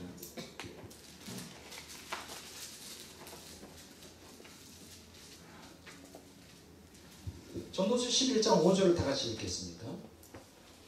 바람의 길이 어떠한가 아이들의 성격을 어떻게 전하는지를 내가 알지 못할 같이 만상 성취하시는 하나님의 일을 내가 알지 못하느냐. 알지 못한다는 거예요. 그러니까 전도서의 핵심은 뭐냐? 결정론적 신앙만 가지고서 우리가 신앙생활하는 것은 불가능하다. 왜냐하면 알 수가 없다. 그 얘기는 뭐예요? 알 수 없다는 것은 하나님의 섭리를 우리가 인간의 이성과 논리로 이해하는 게 불가능하다. 그래서 섭리를 어떻게 돼요? 이성적으로 논리적으로 이해하려고 하지 말고 신앙을 믿음으로 받아들여요. 그래서 역설적 신앙이에요. 겉으로는 거꾸로 가는 것 같은 말씀에 순종할 때 결국 그것을 합력하여 선을 이루는 거예요. 그래서 최고의 신앙이 뭔지 아십니까? 한 가지 방법이에요. 제가 요새 읽고 있는 책이 있는데 여러분들이 꼭 사도록, 매주 한 권씩은 꼭 사도록 하죠. 하나님의 임재 연습이라고 하는 책입니다. 로렌스 형제. 하나님의 임재 연습. 그런데 이제 여러분들이 인터넷으로 딱 쳐서 들어와서 하나님의 임재 연습하면 여러 출판사에 이 책은 규장에서 나왔고요. 또 한 권 책은 이제 두란노에서 나오고. 근데 규장도 두란노도 좋지만 더 좋은, 내가 볼 때는 더 좋은 책이 있는데 분이엘이라고 하는 곳에서 나온 책이 있어요. 분이엘. 좀 편집을 잘했더라고요. 그래서 제가 두 권을 갖고 있어요. 이 책, 규장에서 나온 책하고 분이엘에서 나온 하나님의 임재에서 두 권, 이걸 다 읽으려고 합니다. 제가 여러분들에게 꼭 이 책을 구입하도록, 분이엘에서 나온 책 가능하면, 뭐 규장도 좋은데 읽도록 권해드립니다. 아주 좋은 책이에요. 지난주에 잠깐 소개했죠? 로렌스 형제에 대해서. 우리가 하나님의 소명, 하나님의 사명이라 해서 뭐 거창하게 생각하지 말라 이거죠. 매일매일 주어진 환경 속에서 하나님을 사랑하는 마음으로 충성스럽게 하라. 근데 이 사람이 얘기하는 거는 세 가지예요. 이 사람은 특별히 기도 시간이 없어요. 모든 24시간 기도. 하나님과 대화하라 그래요. 끊임없이 대화를, 작은 일, 큰 일, 소소하게 하나님께 대화하고, 그리고 무슨 일을 하든지 다 하나님을 사랑하는 마음으로 하는 거예요. 무슨 일을 하든지. 그러니까 이 사람은 기도, 사랑, 일, 세 가지예요. 기도, 사랑, 일. 자, 그런데 제가 이 내용이 참 너무나 좋은데 뭐 이 내용을 제가 여기서 말씀드리려고 하는 게 아니고 이분은 이제 그 수련수사로서 일생을 보낸 사람이에요. 이 사람이 한 내용 중에 이런 말이 있어요. 무슨 일을 당하든지 주님을 위해서 일하고 주님 위해서 하는 것. 하나님을 사랑하는 마음으로 괴념치 않고 행동하라. 이게 제 마음에 와닿아요. 여기서 무슨 일을 당한다는 건 뭐냐? 욥처럼 정말 전도서에 있는 것처럼 우연론적 이 사건들이 예측이 안 되는 사건들이 우리에게 밀려올 수가 있어요. 괴롭고 슬프고 아무리 환경이 어렵더라도 주님을 위해서 일하고 주님을 위해서 하는 것. 하나님을 사랑하는 마음으로 괴념치 않고 해도 그냥 마음에 주님을 향한 사랑만 가지고 살라. 그리고 이 사람이 이런 고민합니다. 장차 자신에게 어떤 일이 일어날지 조금도 염려하지 않았다고 했어요. 미래는 다 바뀌는 거예요. 왜냐하면 무슨 일이 일어나든지 하나님의 뜻대로 되리라고 확신합니다. 이런 믿음이 필요해요. 이게 역설적 신앙이고 이게 성경적 신앙이에요. 내게 좋은 일만 일어나는 게 하나님 뜻이 아니라 나쁜 일, 고통스러운 일, 괴로운 일, 슬픈 일 거기 하나님의 뜻이 있다. 그걸 통하여 내 구속을 이루겠다. 나는 이해는 못하지만 내 머리로는 그것이 이해가 안 되지만은 거기는 뜻이 있다. 그러니까 여러분 잠언과 시편에 하나님의 지혜에 하나님 말씀에 순종하는 것이 생명의 길이라고 하는 잠언과 시편과 함께 그건 맞아요. 근데 잠언과 시편에 있는 말씀처럼 그 신적 지혜인 하나님 말씀에 순종한다고 해서 모든 게 다 형통한 건 아니라 그것을 대변하는 게 욥기란 거예요. 주님 뜻대로 살아도 고난이 많을 수 있고 인간이 이성과 논리를 이해할 수 없는 많은 불행들이 닥쳐올 수가 있어요. 여러분 제라드 시처의 책에서 하나님 앞에서 울다가 대단한 좋은 책이라고 제가 보면이 되었죠. 그 사람은 그 교통사고로 어떤 그 공연에 자기 엄마, 사랑하는 어머니, 그다음에 자기 사랑하는 부인, 그리고 자녀들 맷을 태우고 공연에 갔다가 오다가 술 취한 사람의 그 차에 부딪혀가지고 그 현장에서 사랑하는 어머니가 직사하고 사랑하던 아내가 직사하고 사랑하던 딸이 죽었어요. 자기도 부상하고 아들 둘인가 살아남았는데 아들 하나하고 딸 하나 살아남았네요. 했는데 그 사람이 뭐라고 고백하느냐. 자기는 가정의 평안을 위하여 보호를 위해서 날마다 기도했다. 보호해달라. 오랜 세월 동안. 그 응답 받았어요? 그 기도 그렇게 했는데도 사고가 난 거예요. 그래서 그 사람의 세 번째 책의 제목이 뭔지 알아요? 제가 그걸 이번 주에 읽으려고 해요. 그 사람의 제목이 뭐냐? 기도 응답이 안 올 수 있다는 거예요. 여기 제가 적어놨나요? 여기 시처책에 있나요? 하나님이 기도에 침묵하실 때. 기도 응답 안 올 수 있어요. 기도에 침묵하실 수 있어요. 이것도 여러분들이 각오를 하고 신앙생활 하셔야 돼요. 이런 그 결정론적 신앙만 가지고 열심히 자기 소원을 위해 기도했는데 응답 안 하고 오히려 더 재앙이 떨어졌다. 그러면 그래서 그런 그 어려운 이해할 수 없는 재앙을 당해서 하나님을 떠나는 사람들이 있어요. 아, 그거 잘못됐다. 그렇게 단순하게 신앙생활 하지 마세요. 그건 아니에요. 여러분 그 전도서와 욥기는 그래서 저한테는 아주 중요한 이 잠언과 시편을 기초로 하여 결정론적 신앙을 오연론적 신앙으로서 욥기와 전도서가 같이 이렇게 딱 보호하고 있어요. 그렇죠. 여기 순서대로 봐도 시편과 잠언이 가운데 있고 욥기와 전도서가 딱 보호를 하고 있죠. 아가서는 뭐예요? 쉽게 얘기하면 합일이죠. 사랑이라고 말하죠. 결정론적 신앙에 근거해 우연론적 신앙에 이러한 그 같이 조화를 이룰 때 또 그것이 같이 맞물려 신앙생활하면서 결국 우리가 어디에 도달하느냐 하나님과의 합의, 사랑에 도달하는 그게 바로 아가서예요. 그리스도와의 합의, 그리스도와의 사랑. 우리의 이성으로는 이해할 수 없지만 우리 신앙생활에 우리가 정말 이해할 수 없는 우연론적 사건들이 많이 일어나죠. 그럼에도 불구하고 우리는 하나님의 그 초월적인 지혜와 능력으로 우리가 아가서에 있는 것처럼 하나님과의 깊은 사랑에 들어갈 수가 있어요. 그게 하나님의 섭리예요. 그 하나님께서 구속사를 진행하는 그 기본 원리이기도 합니다. 자꾸만 신앙을 여러분 논리와 합리성과 이 피상적인 이성에 근거한 과학적인 그것들은 신동치 않는 거예요. 그거 가지고 참 하려고 하지 마세요. 성경을 이해할 때도 자꾸만 이러한 그 저차원적인 논리와 이성의 논리로 자꾸만 그걸 과학적으로, 그걸 과학적이지도 않아요. 현대 과학도 아닌 근대 과학적인 전근대적인 사고의식으로 성경을 보려고 합니다. 여러분 찰스 다윈 아시죠?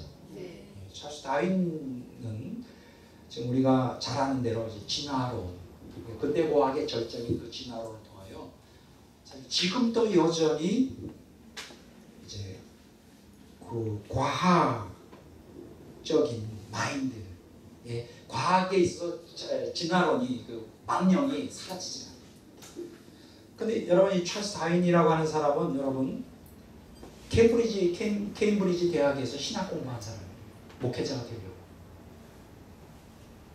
그런 사람이었어요. 그리고 공부를 열심히 한 사람이었어요. 그가 이제 공부를 하고 이제 비그로를 타고 갈라파고스 섬으로 가기까지 공부를 했던 사람. 근데 이제 이 과학적인 마인드가 굉장히 강했나 봐요. 그래서 과학적인 그때 당시에 근대 과학의 논리와 이성적인 근거로 해서 이제 자기 신앙을 평가하고 기독교 종교를 이제 분석하기 시작했죠. 근데 이 사람은 자기가 가지고 있는 이성의 논리로 가지고 구약 성경을 받아들일 수가 없었어요. 다 신화처럼 느껴졌어요. 그 사람. 바벨탑 이야기라든가 뭐 무지개언약 여기 이제 보면 또 복수심이 강한 그 구약의 하나님에 대한 게 도대체 용납이 안 됐어요. 그리고 특히 그 신약에서 들어와서 그 예수님이 행하신 그 기적들을 도저히 그 자기가 가지고 있는 근대 과학의 그 불변의 자연 법칙에 근거하면 도저히 용납이 안 됐었어요. 믿을 수가 없었어요. 그래 가지고 서서히 이제 기독교를 떠나게 되죠. 기독교 신앙을. 그래서 나중에 이제 불가지론자가 됩니다. 이제 무신론자는 아니에요. 불가지론. 하나님이 있는지 없는지 모른다. 이게 그거나 같은 것이죠.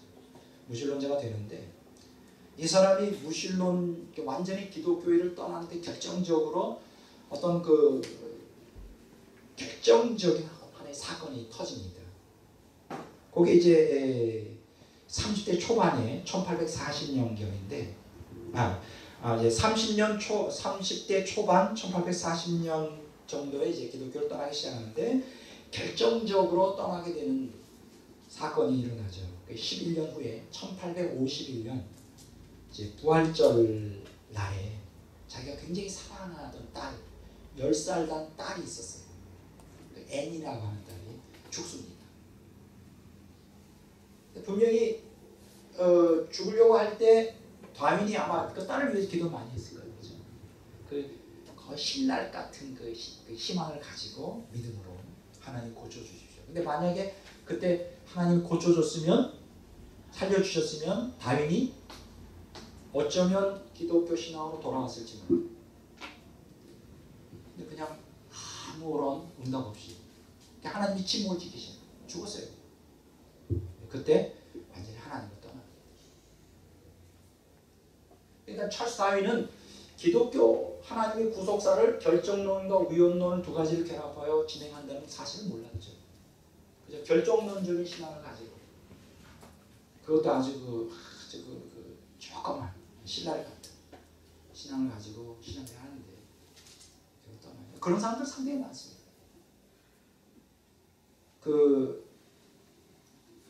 여러분들 그거 잘 아시나요? 아주 유명한 책인데 제가 장진영이라고 하는 여자 아시나요?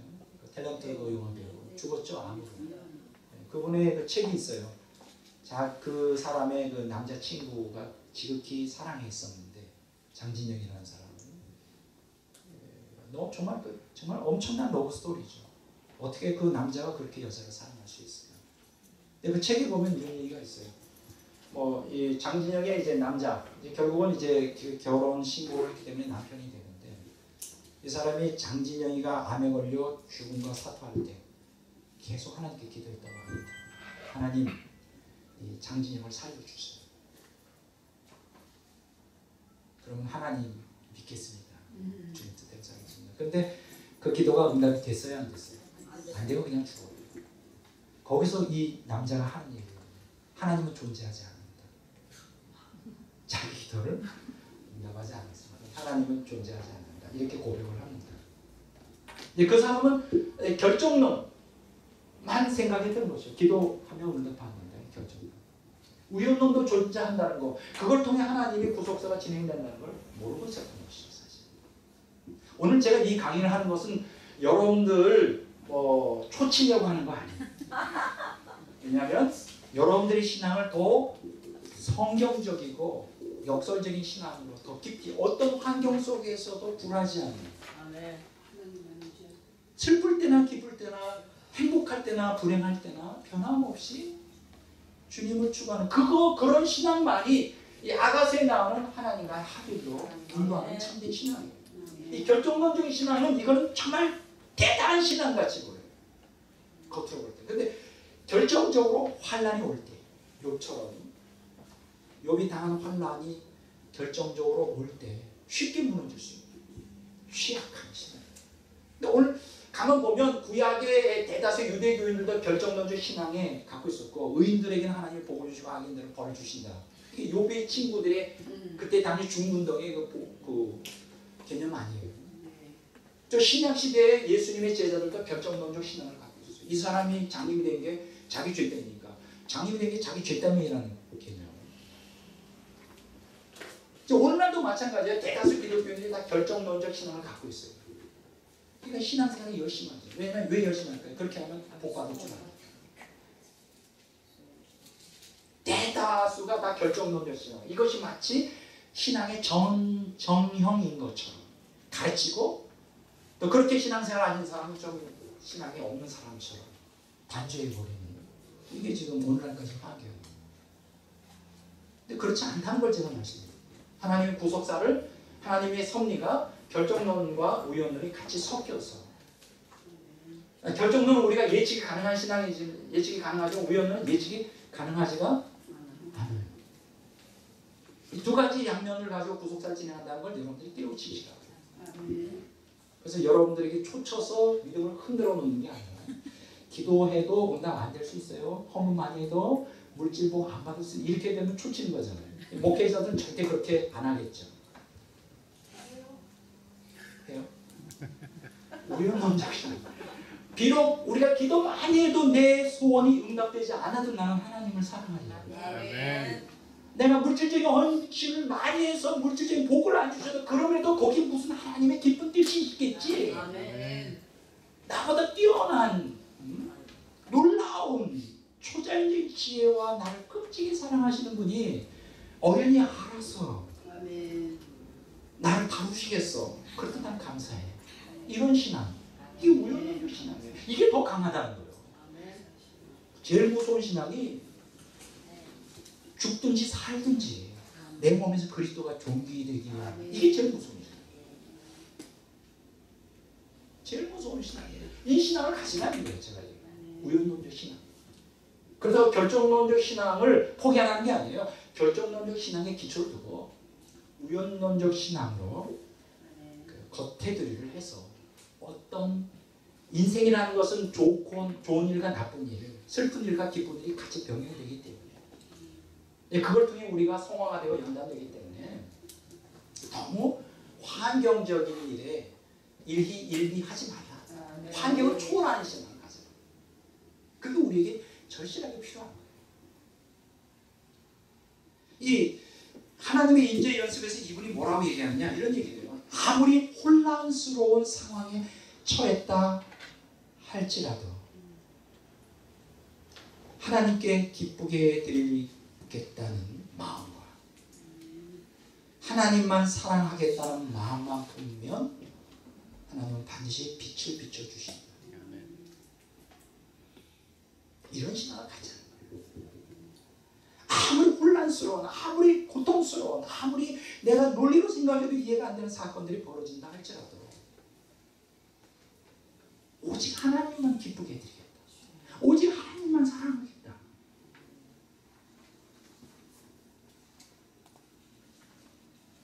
그런 굳은 결심, 결단을 가지고 신앙생활을 하는 거예요. 그게 가장 성경적 신앙이에요. 이해가 되시죠? 네. 이거 굉장히 중요합니다. 그래서 이 책을 여러분들에게 좀 보시도록 소개를 합니다.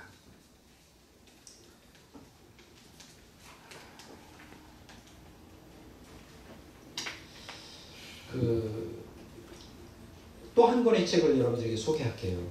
아직 읽어보지 않았기 때문에 침묵으로 말씀하시는 하나님이라는 책이에요. 피트 그리그라고 하는 사람이 기록한 책인데 요곳에 이제 그 원 제명은 God on mute예요. 근데 요거를 직역하면 침묵하시는 하나님이죠. 침묵하시는 하나님. 침묵으로 말씀하시는 하나님. 이 말이 틀린 건 아니에요. 여러분 기억하세요. 이제 나중에 얘기하겠지만 오늘 제 시간이 다 지나가는데 침묵이라고 하는 거는 우리가 볼 때는 침묵이지만 사실은 하나님이 볼 때는 침묵이 아니에요. 침묵이라고 하는 걸 또 말씀하고 계신 거예요. 말씀하고 계신 거예요. 그래서 침묵으로 말씀하시는 하나님이라고 하는 표현이 맞죠.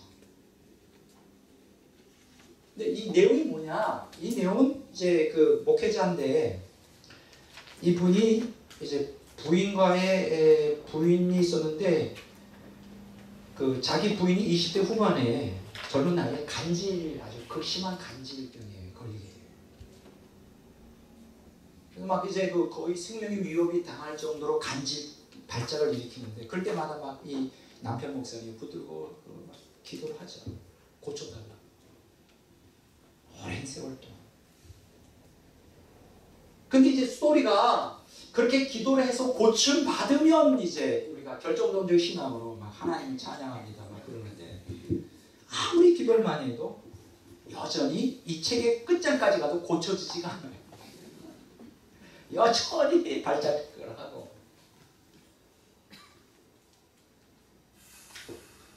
그러면 이 책에서 말해주는 초점이 뭘까요? 근데 이 사람은 이 부인의 그 고난, 그렇죠? 예측 불가능한 우연론적 신앙 가운데 진리를 터득합니다. 그 고난 가운데 분노와 불평하기보다 기도와 인내로 나아가요.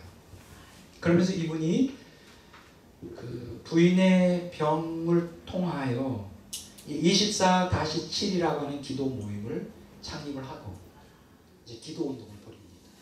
이제 그렇지 않았겠어요? 보통 기도 안 하던 사람이 사랑하는 부인이 막 간질로가 그것도 하루 이틀이 아니고 오랜 세월 때는 매일 기도하다 보니까 기도 훈련이 저절로 된 거예요.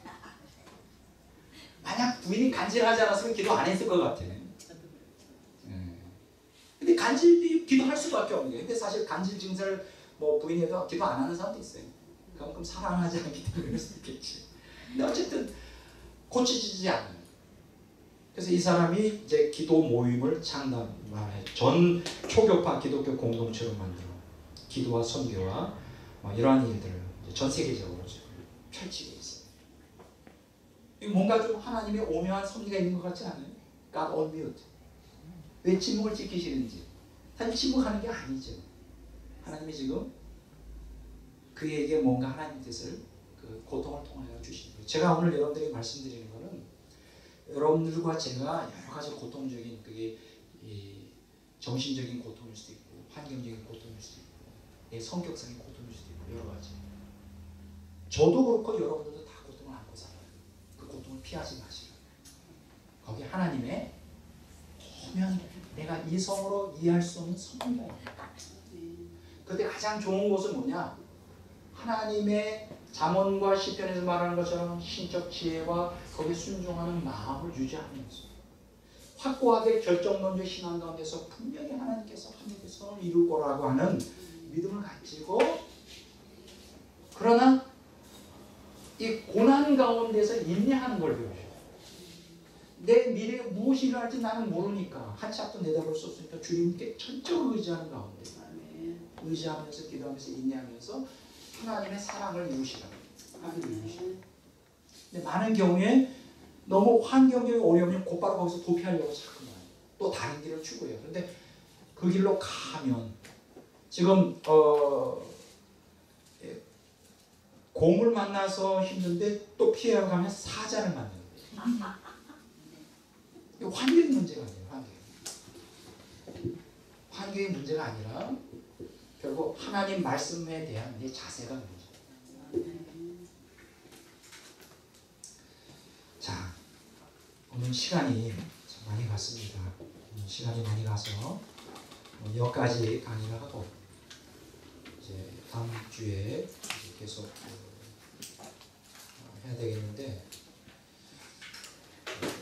한 가지만 더 말씀드리고, 그래서 우리가 신앙이 뭐라고요?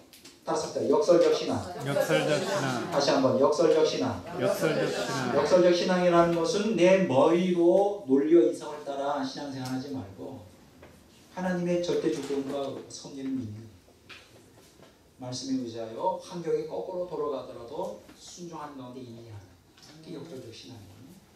그게 패러독스죠. 역설적 신앙에서 요구되는 게 뭐예요? 바로 믿음입니다. 믿음이라는 게 다른 게 아니에요. 믿습니다. 그게 아니에요. 내 논리와 이성이 환경에 거꾸로 돌아가도 나는 하나님 말씀대로 믿겠다는 거예요. 침묵이라고 하는 책이 있어요. 엔도 슈사쿠라고 하는 일본 작가가 쓴 소설인데, 17세기 일본에 복음이 들어갔을 때 천주교회, 그래서 박해를 받아 순교하는 내용입니다. 그 책을 좀 여러분들도 좀 사서 보시면 좋겠어요. 굉장히 유명한 책이에요. 엔도 슈사쿠라고 하는 작가가 침묵이라는 책인데, 그 핵심이 뭐냐 하면 말 그대로 침묵하는 거예요. 하나님. 죽는데도. 거기에 제일 첫째 장에 다음과 같은 얘기가 나와요. 믿음이란 하나님의 미랄이 땅에 떨어져 죽음으로 많은 열매를 맺음과 같이 진리의 열매를 위하여 스스로 죽는 것이다. 이거 무서운 얘기죠. 눈으로 볼 수는 없으나 영원히 살아있는 진리와 목숨을 맞바꾸는 자들을 우리는 믿는이라고 봅니다. 어떻게 생각하세요? 우리가 일반적으로 결정론적 신앙에서는 가지고 있는 개념하고 전혀 다르죠. 믿음이라는 것은 진리를 위해서, 눈으로 볼 수 없는 진리를 위하여 목숨과 맞바꾸는 것. 하나님의 미랄이 땅에 떨어져 죽음으로 많은 열매를 맺은 것 같이 진리의 열매를 위하여 스스로 죽는 것. 그게 바로 자아의 죽음이죠. 나의 죽음, 내 죽음. 그게 믿음이죠. 굉장히 시사하는 바가 아주 크다고 이렇게 생각합니다. 자, 오늘 여기까지 강의를 하고 다음 주에 계속 이어서 강의하도록 그렇게 하겠습니다. 잠깐 기도하겠습니다. 하나님 아버지 감사를 드립니다.